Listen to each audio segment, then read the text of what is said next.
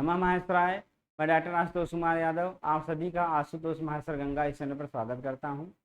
और जैसा कि हम लोग प्रत्यय जो विषय है आपका उसको लेके चल रहे हैं, जिसमें हमने एकता और त्वा इन दो प्रत्ययों को पढ़ाया। अब ये इसी त्वा प्रत्यय से संबंधित एक प्रत्यय है ल्यप। तो थोड़ा सा हम त्वा प्रत्यय के नियम को बता करके फिर ल्यप को बता देंगे, जिससे आप दोनों एक साथ अच्छे से कर सकते हैं। ठीक ना। आपके जो सिलेबस में है नेक्स्ट प्रत्यय आपका है तबियत अवनीय। तो सोच रहे थे थोड़ा सा ल्यप बता दे, भले नहीं है लेकिन अगर एग्जाम में इस तरह के प्रश्न आते हैं जिसमें ल्यप प्रत्यय होगा तो उसको आसानी से आप कर सकते हैं। तो इसलिए हम सोच रहे हैं कि एक बार हल्का सा उसको आपको हम बता ही दें। जैसे देखिए, अगर हम त्वा प्रत्यय की बात करते हैं, दो तीन चीजें हैं जो महत्वपूर्ण होती हैं, ठीक ना। जैसे अब यहाँ पर बात आप करते हैं तो हम त्वा प्रत्यय की बात करेंगे। देखिए, अब ये त्वा प्रत्यय है।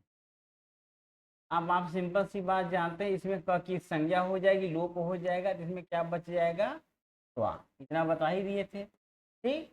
और क की इत संज्ञा हुई है, तो यह क्या है, कित है। क्या है, कित है। कित होने के कारण अब इसमें कित संबंधी कुछ नियम लागू होंगे। जैसे पहला नियम तो इसमें ये रहेगा कि इसमें गुण या वृद्धि जो क्रिया होती है प्रत्यय जुड़ने के बाद वो नहीं होगा, ठीक ना।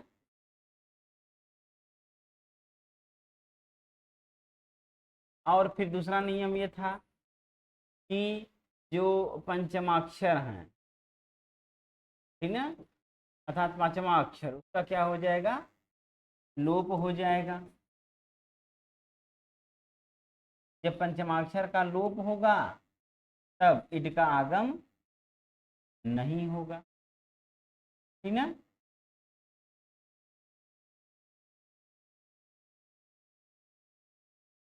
नहीं होगा। फिर इसके बाद तीसरा नियम ये रहेगा, संप्रसारण क्रिया होगी।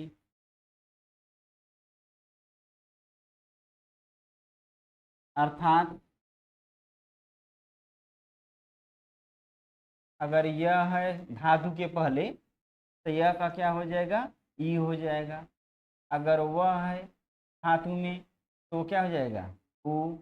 अगर र है तो री हो जाता है, और अगर ल है तो लरी हो जाएगा, संप्रसारण क्रिया हो जाएगी।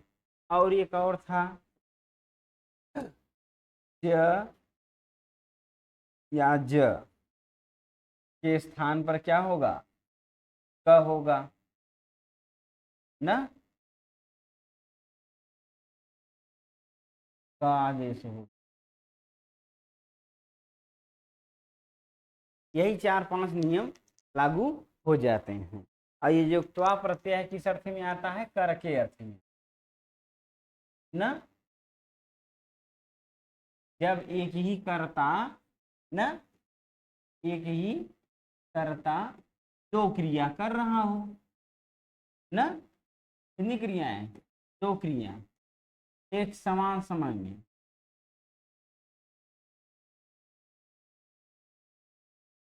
समान समय में। यहाँ समान शब्द इसलिए लिखा जा रहा है ना, क्योंकि भाई आप व्यक्ति है हजारों काम करता है अलग अलग समय। जैसे सुबह आप कुछ कर रहे हैं, दोपहर कुछ कर रहे हैं, शाम कुछ कर रहे हैं, हर समय आप अलग अलग कर रहे हैं। लेकिन एक समय में यदि वह दो कार्य कर रहा है तो अब दो कार्य करेगा, जिसका मतलब एक ठो पूर्व में होगा, एक ठो बाद में होगा, है कि नहीं। एक साथ है दोनों तो होगा नहीं। तो जो पूर्व वाला क्रिया है तो क्या कहते हैं, पूर्वकालिक क्रिया। क्या कहते हैं,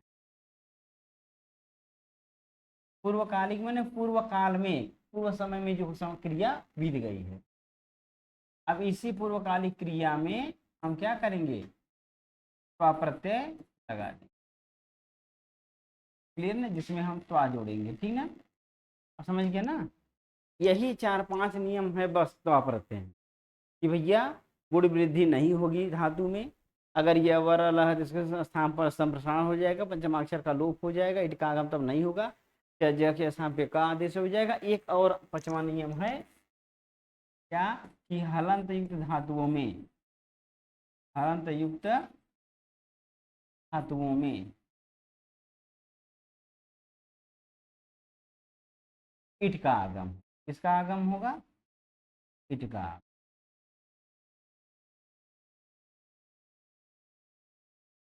ये यही आपके नियम बनते हैं, ठीक ना।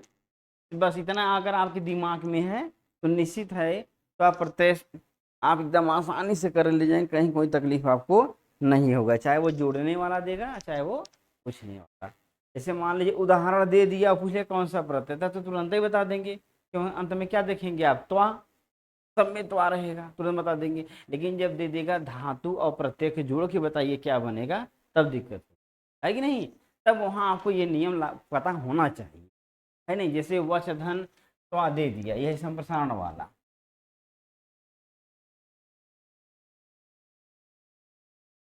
ठीक ना। वच धन त्वा प्रत्यय दे दिया, पूछ दिया क्या बनेगा। अब अगर आपको ये नियम नहीं पता है कि यदि वह है तो उसका ऊ हो जाएगा, तो आप नहीं बता पाएंगे, आप कर देंगे वच त्वा, गलत हो जाएगा। तो यहाँ वह के स्थान पे क्या होगा, ऊ, और च के स्थान पे क्या होगा, क। दोनों बताए हैं ना कि च ज के स्थान पे क होगा और व के स्थान पर ऊ होगा, ऊ क, और यहाँ क्या बचेगा, सिर्फ त्वा बचेगा। तो मिला दिए क्या हो गया, त्वा।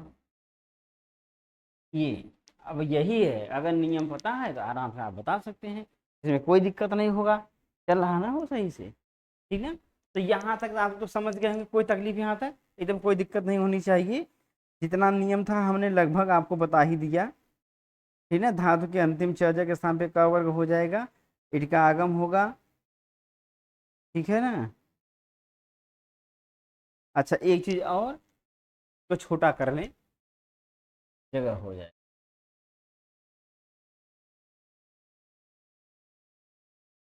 दिख रहा है वो तुम्हें ना, एक दिन हम ऐसे देख रहे थे, तुम देखे यार ऐसे हो सकता है, हमका यार तो गजब है, ठीक ना। एक चीज और ये रहेगा, ये कि त्वा प्रत्यांत जो पद है, ठीक ना, माने जिसमें त्वा प्रत्यय लगा हुआ है, तो त्वा प्रत्ययांत पद अव्यय होता, क्या होता है, अव्यय होता है। इसका मतलब ये रहेगा इसका रूप नहीं चलेगा, ठीक, इसका रूप नहीं चलेगा।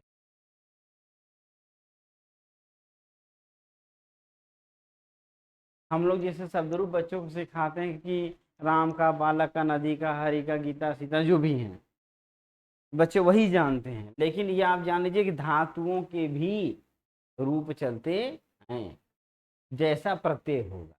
जैसे इसके पहले आपने गतः वाला दिखा था, तो उसमें कहा कोई भी धातु में अगर हम त प्रत्यय लगाते हैं तो उसका रूप चलता है, पुल्लिंग में अलग रहेगा, स्त्रीलिंग में अलग रहेगा, नपुंसकलिंग में अलग रहेगा। लेकिन यहाँ पर ऐसा नहीं है, क्योंकि ये अव्यय बन जाए। क्लियर हो गया ना। चलिए एक चीज और ये हो गया।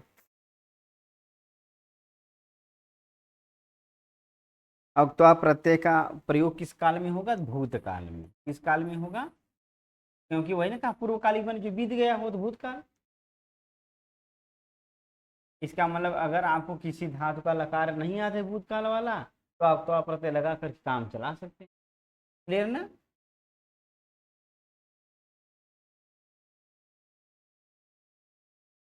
यहाँ तक तो आप प्रत्यय के सारे नियम जितना भी बन सकता था हमने बता दिया, वो आप देख लेंगे, कर लेंगे। अब सिर्फ हम उदाहरण आपको बता दे रहे हैं, आप देख लीजिए थोड़ा जल्दी जल्दी, तब इसके बाद इसी के साथ हम आपको लेप बता देंगे। जैसे हमने ये बताया था पहला कि गुण वृद्धि का अभाव होगा, तो पहले गुण वृद्धि को देख लेते हैं। जैसे अब लिख धातु है, कौन सी धातु है, लिख धातु में जैसे हमने त्वा प्रत्यय जोड़ा, तो आप जान जाए त्वा का क्या रहेगा, अंत में त्वा जुड़ेगा। अब लिख में ई है, और ई गुण संधि में क्या होता है, ए। लेकिन अब यहाँ ए इसलिए नहीं होगा क्योंकि इसमें लिख दिया गया कि गुण क्रिया यहाँ पर नहीं होगी। अभी आप पढ़ेंगे अन्य प्रत्ययों को देखेंगे, लिखी ही धातु आपके सामने आएगा, लेकिन वहाँ जैसे लेखितव्य बन जाएगा, तव्यत प्रत्यय आप पढ़ेंगे, लेखितव्य लेखनीयम बन जाएगा अनिय प्रत्यय में, तो वहाँ ली का ई का ये हो रहा गुण हो रहा, लेकिन यहाँ गुण नहीं होगा। और दूसरी बात आपने एक तो नियम इसमें ये लागू हो रहा है ये वाला, अब एक नियम कौन सा लागू हो रहा है, ये हलंत वाला। क्या कहा, हलंत युक्त धातुओं में इट का आगम होगा, तो यहाँ पर देखिए हल है ना, हाँ व्यंजन हलंत है, तो इसलिए इसमें हम क्या करें, ई जोड़ देंगे तो बन जाएगा ली ही त्वा, समझ गए ना, लिखित्वा लिख करके, शिक्ष हो गया शिक्षित्वा, पूज हो गया पूजित्वा, क्रीड हो गया क्रीडित्वा, रक्ष हो गया रक्षित्वा, हस हो गया हसित्वा, त्यज हो गया। अब त्यज वाला देख लीजिए, जहां जब तक नियम इसमें सब में जितना बोले उदाहरण सब में यही नियम था। अब त्यज वाला देखिए, त्यज धन त्वा, इतना किए ना।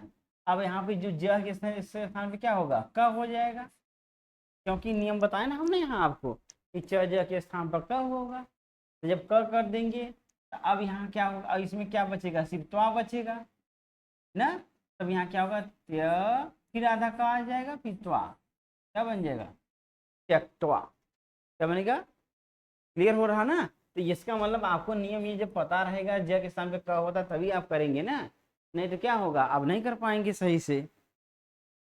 फिर है एक है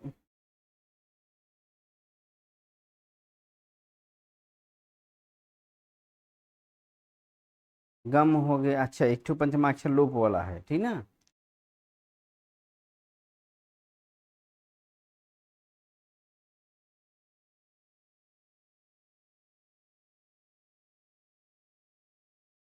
अब देखिए जितना ज वाला, जैसे इसके बाद है युज, युज धातु, युज प्लस त्वा, युक्त्वा, ठीक ना। है एक और है जैसे आपका गम, अब गम धातु पंचमाक्षर वाला आ गया ना, गम धन त्वा। अब यहाँ देख रहे हैं आपकी जो म है पंचमाक्षर है, हमने क्या कहा था कि पंचमाक्षर का क्या होगा, लोप होगा और इट का आगम नहीं होगा। अब यहाँ म व्यंजनान तो है, इट का आगम होना चाहिए, लेकिन पंचमाक्षर के नियम ने कहा कि जब पंचमाक्षर आएगा उसका हम लोप करेंगे, लेकिन इट का आगम नहीं करेंगे, तो इसलिए यहाँ इट का आगम नहीं करेंगे और इसका हम लोप कर देंगे, बन जाएगा गत्वा, क्या हो जाएगा, गत्वा, क्योंकि इसमें त्वा ही रहेगा ना, जा करके, ठीक है ना। इसी पर हंतवा, जैसे हन है धनत्वा है, तो यहाँ न नहीं बोलेंगे, न का लोप कर देंगे, ठीक ना, तो क्या हो जाएगा, हत्वा, मार करके, समझ में आएगा ना।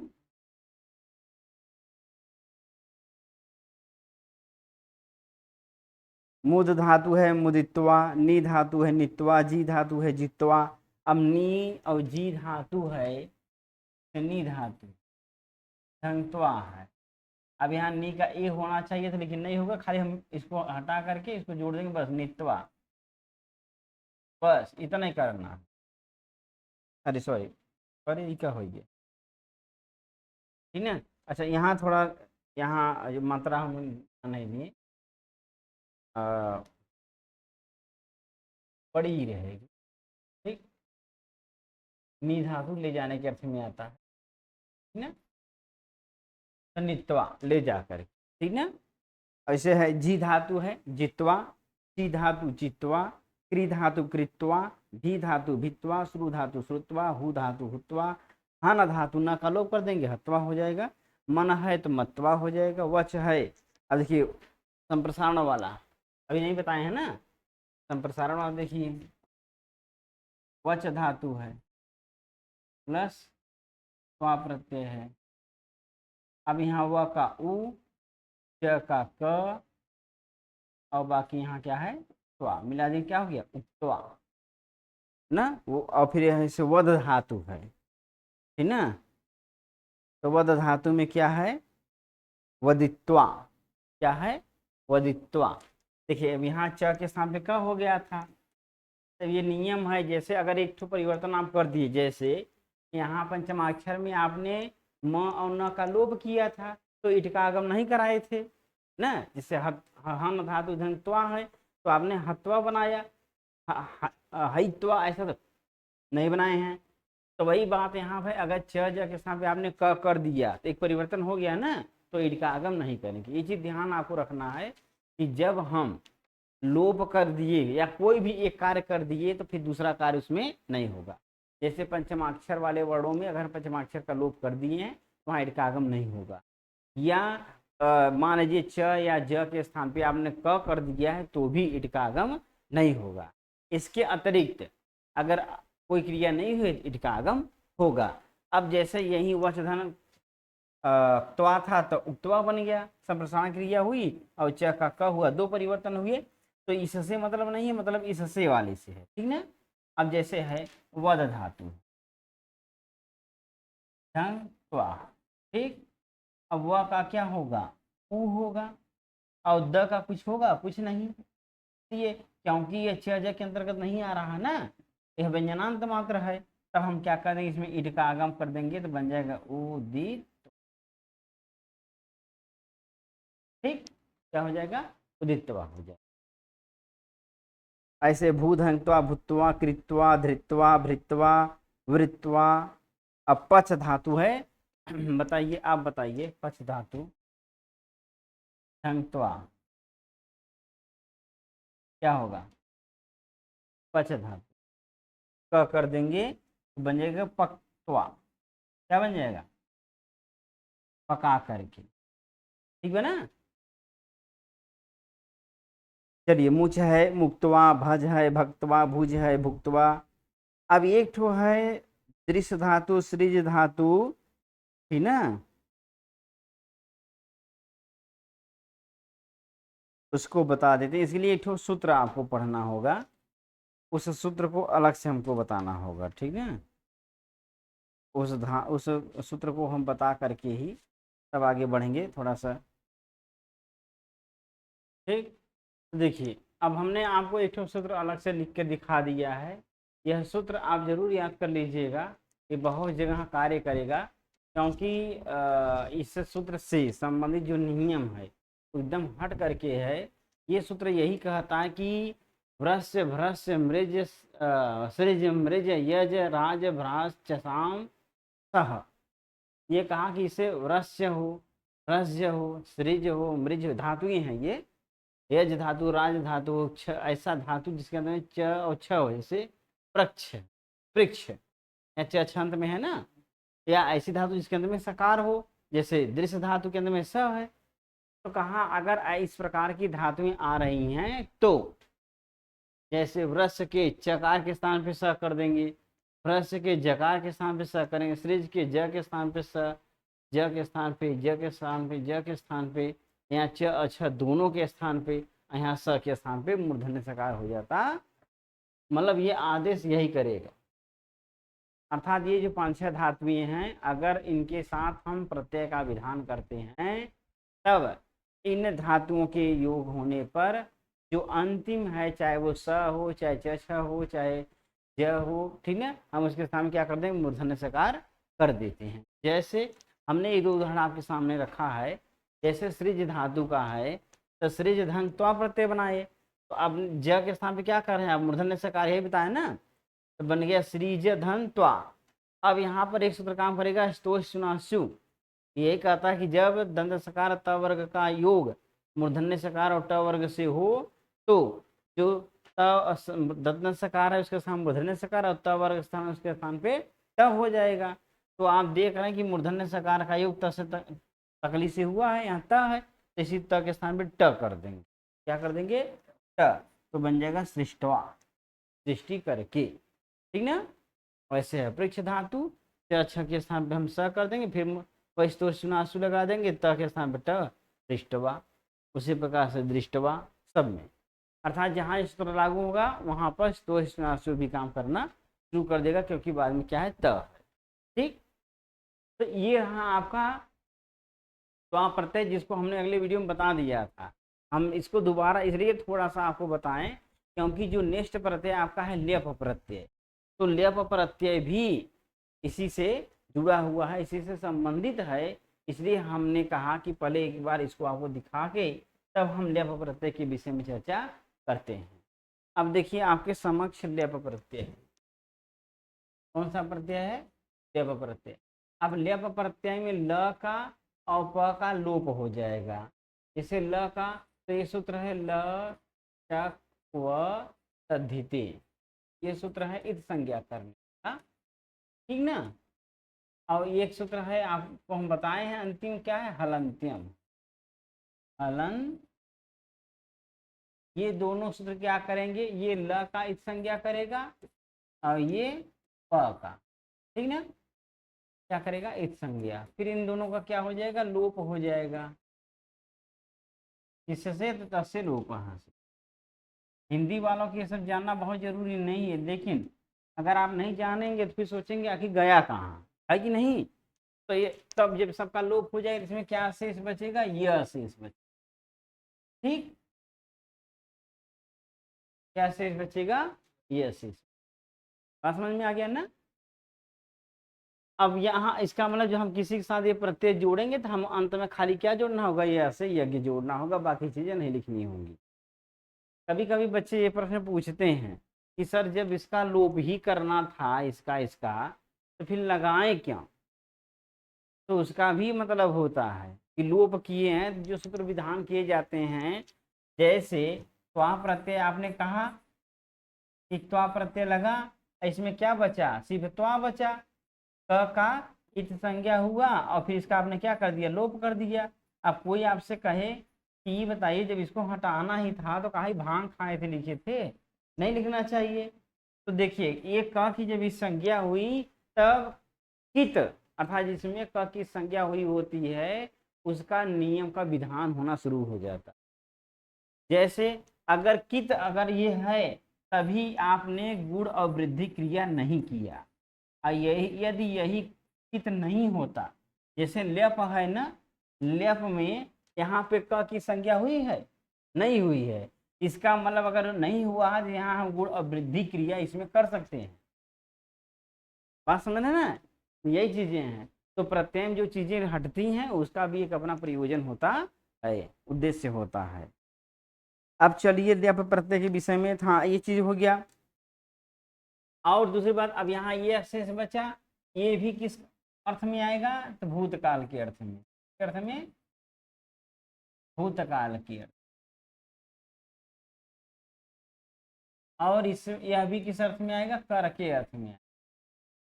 इसमें आएगा। बस इतना ही अंतर है, ध्यान इधर देखिएगा, इतना अंतर है कि जहां हम त्वा प्रत्यय का प्रयोग कर रहे थे, यदि उसी धातु के पहले क्या हो? धातु हम लिख दे रहे हैं, धातु के पहले उपसर्ग हो, क्या हो? तब हम त्वा के स्थान पर क्या कर देंगे? हाँ? लेप प्रत्यय लगा देंगे। क्या लगा देंगे?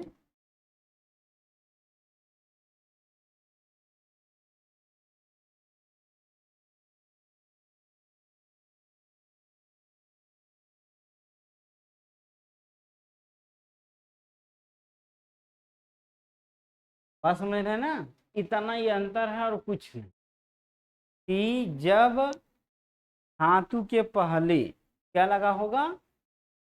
उपसर्ग, तब हम त्वा प्रत्यय नहीं लगाएंगे। कौन सा प्रत्यय लगाएंगे? लेप लगा। इतनी बात समझ में आ रही ना। इतना ही कहना है इनका कि क्यों? क्योंकि त्वा और लेप दोनों कर के अर्थ में आ रहे हैं, जा करके, खा करके, पी करके, सो करके, सब कर के अर्थ में आ रहे हैं। और दूसरी बात दोनों भूतकाल के अर्थ में आ रहे हैं। तो आप चाहते तो हर जगह त्वा ही लगाते, लेकिन उन्होंने कहा कि देखो अगर आप ध्यान दीजिएगा, यदि धातु के पहले उपसर्ग लगा हो तब आप त्वा नहीं लगाएंगे बल्कि क्या लगाएंगे? लेप लगाएंगे। क्या लगाएंगे? लेप लगाएंगे। जैसे एक ठो अभी एंकर कोई थी समाचार वाली, कहा कह रही थी कि देखो भैया, जब तक हम घर में हैं तब तक शादीशुदा हैं, अब घर के बाहर निकले तो बिना शादीशुदा के कुंवारे हैं। मतलब अब समझो, उसी उन्हीं के लिए उदाहरण बढ़िया बैठेगा कि ठीक है कि भैया जब तक घर में हैं तब तक तो त्वा प्रत्यय लग रहा है, जैसे घर के बाहर आ गए उपसर्ग लग गया अंग, या जो भी उपसर्ग हो, तो उपसर्ग लगने के बाद क्या हो जाएगा, वहाँ पे लेप लग जाएगा, त्वा नहीं लगेगा। ठीक ना। बहुत सारी चीजें हैं। ठीक, कोई दिक्कत यहाँ तक। जैसे अगर कोई किसी माँ का लड़का डीएम ही क्यों ना हो, डीएम ही क्यों ना हो, अच्छे से अच्छे पद पे ही क्यों ना हो, माँ के लिए वो बेटवा ही होता है। ठीक ना। जैसे अगर वो अपने जो उसका चेम्बर है, जिस स्थान में वो बैठता है, आवास में बैठता है, वहाँ पे डीएम साहब, डीएम साहब, डीएम साहब। लेकिन अगर डीएम साहब घर चले आए, तब उनका माँ अगर रिरिया के बुलाई है हमेशा, तब वो बुलाई, अरे यहाँ आओ। एक मुआ कह दे चपनिया दे दे। क्यों? क्योंकि माँ के लिए बेटा कितना भी ऊंचा हो जाए, बेटा बेटा ही होता है कि नहीं। तो वही चीज है कि अगर उपसर्ग लग गया तब तो चलो ठीक है भैया, हम लेप लगा देंगे, नहीं तो क्या रहेगा, त्वा रहे ना। तो इसका मतलब ये लेप जो है, यह इसकी एक उपाधि है, अरे सॉरी, उपसर्ग ना। जैसे हमने क्या कहा, डीएम एक उपाधि है।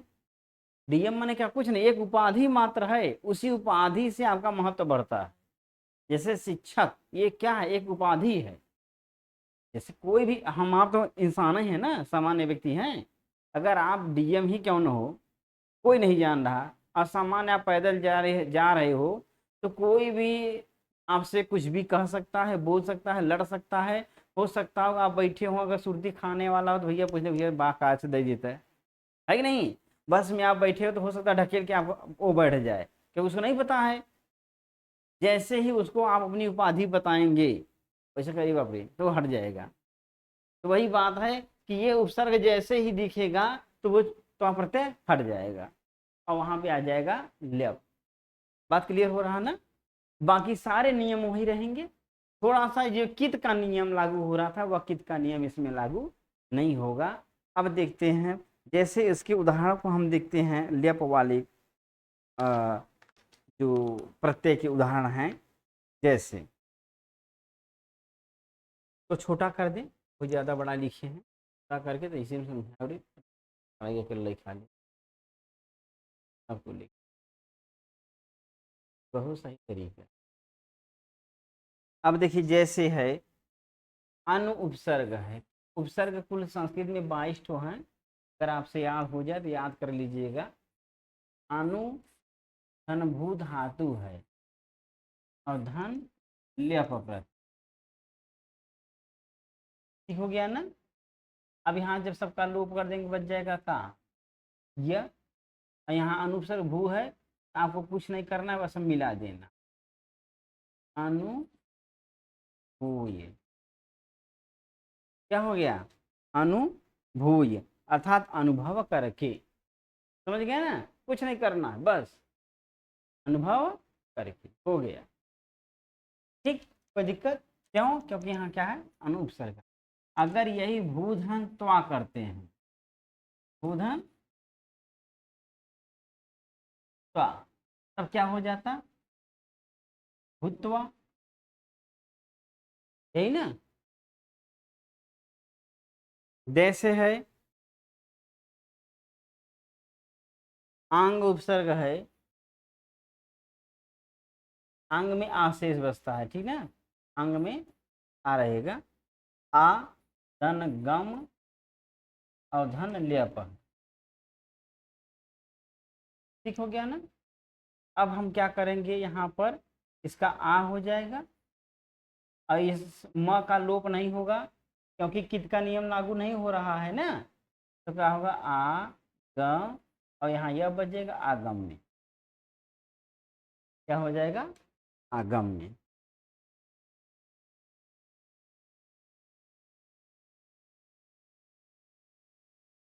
अच्छा, इसका एक वैकल्पिक रूप बनता है आगत्य। इसको याद कर लीजिए कि इसमें सूत्र लगेंगे, सूत्रों को ढेर ना जाइए, जो थोड़ा एक्स्ट्रा है उसको अलग से आप याद कर लीजिए, है कि नहीं। आगत्य भी बनता है, आगम में भी बनता है, और आगत्य भी बनता है। वी प्लस नी प्लस लेप, क्या बन जाएगा? वी नी य। ठीक, विनय करके, ले करके, ठीक है।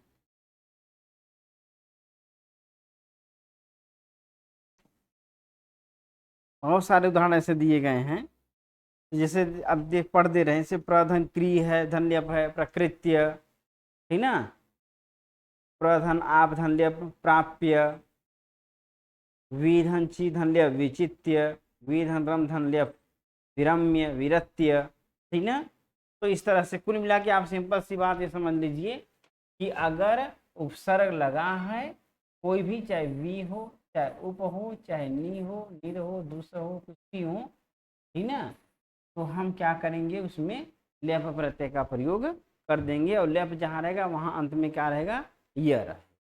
जितने उदाहरण देखिए आप, संभूय प्रपठ्य आपीय अनुसूय उपकृत्य प्रकृत्य अवमुच्य, सब में यह है, और सबके पहले क्या है, उपसर्ग लगा हो, तो वहां पर आप क्या कर देंगे, लेप कर देंगे। कोई दिक्कत यहाँ तक? तो ये वाला जो आपका लेप प्रत्यय वाला वीडियो था यहीं पर समाप्त होता है। बहुत सारे उदाहरण हैं, आप देख लीजिएगा, आपकी किताब में अगर मिले तो ठीक है। जैसे उत धन त्रिधन लेप है, उत्तीर्य बनता है, उत धातु कौन सी, त्रिधन लेप है,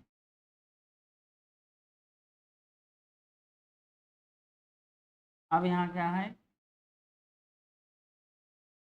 उत्तीर्य, ठीक ना, माने तैर करके, पार करके, उत पूरा उपसर्ग हो गया, और यहाँ पर री है, री का अर हो जाता है, और ई का आगम होगा, उत्तीर्य बन जाएगा, ठीक है। बहुत सारे कुछ चीजें परिवर्तित होगी, लेकिन ध्यान देंगे आप कि पहले उपसर्ग रहे और बाद में लेप प्रत्यय लगा रहे, तो उसका यह देखिए, एक सूत्र हम ध्यान नहीं दिए थे, ह्रस्वस्य पेते कृति तुक, ये एक सूत्र है, ये क्या कहता है, पीति मतलब ये होगा जिसमें तो पित कहते हैं, एक तरह समझ,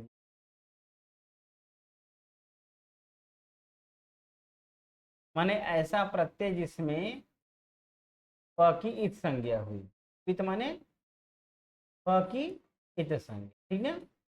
अब जैसे यही लेप है आपका, तो लेप में प की संज्ञा हुई है ना, इसलिए लप क्या है, पित है,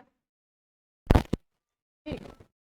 और कृति, अच्छा जिसमें क्र की संज्ञा हुई है, कृत हो, तो दो चीज इसने कहा, इस सूत्र ने, कि ऐसा प्रत्यय जिसमें प की संज्ञा हुई हो और कृत हो था क्री की संज्ञा हुई हो, तो हम, और जो धातु है वह ह्रस्वांत हो, माने ह्रस्वस्य, माने इसमें ह्रस्व अच लगा, अच प्रत्यय हो, अरे हाँ, अच प्रत्यय का कोई वर्ड हो, ह्रस्व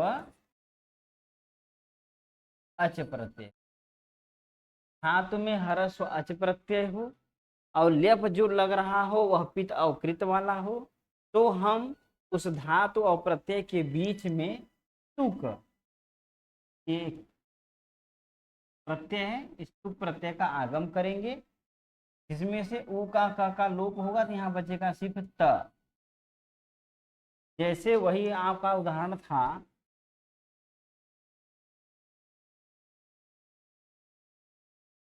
अभी जो आपको बताए थे, आंग उपसर्ग, गम धातु और लेप प्रत्यय, यही था ना। अब यहाँ आंग में हमने आपको क्या बताया था, आ बचेगा, और गम में ग और म है, और लेप में क्या बच रहा है आपका, य। तो आपने तो एक उदाहरण इसका बनाया था आगम्य, और एक उदाहरण आपका बना था आगत्य,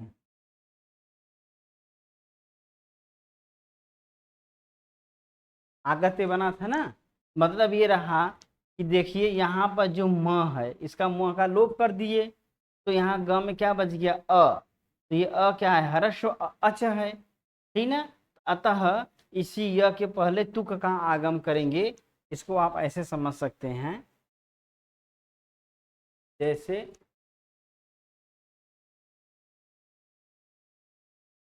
अंग प्लस गम प्लस लेप। ठीक, अब यहाँ हो गया आ और यहाँ हो गया म का लोप कर देंगे तो ग बचेगा और यहाँ पर यह है। ठीक, तो ह्रस्व से प्रीतिकृत तुक, ये क्या कहा कि ह्रस्व अच हो,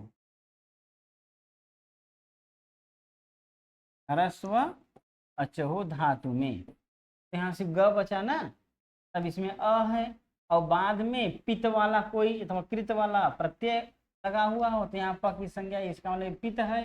अब यहाँ बीच में तुक ला देंगे तो आ ग प्लस तुक और प्लस य, ऐसे सब कुछ लोप करेंगे क्या बच जाएगा शेष त, तो मिला देंगे बन जाएगा आ प्लस ग आधा त और य, अर्थात आगत्य। क्या हो जाएगा, आगत्य। एक उदाहरण और दिखा देते हैं क्योंकि ये बड़ा जरूरी है, क्योंकि इसके दो वैकल्पिक रूप बन रहे हैं। जैसे है ये आपका वी प्लस रम, वी प्लस रम धन लेप, तो लोप करेंगे माँ का तो बन जाएगा वी र और य। अब ये पिता है, बीच में तुक ला देंगे तो बन जाएगा वी र तुक प्लस य, लोप कर देंगे बन जाएगा त, बन जाएगा वी र य। देख रहे हैं ना, तो इस तरह। ठीक है, चलिए इतना ही है। अगर आपको कोई दिक्कत होगा, आपको कोई प्रॉब्लम होगा, जरूर बताइएगा, प्रयास करेंगे उसको भी हम बताने का। ठीक है, तो इसलिए आज के लिए इतना ही। नमः।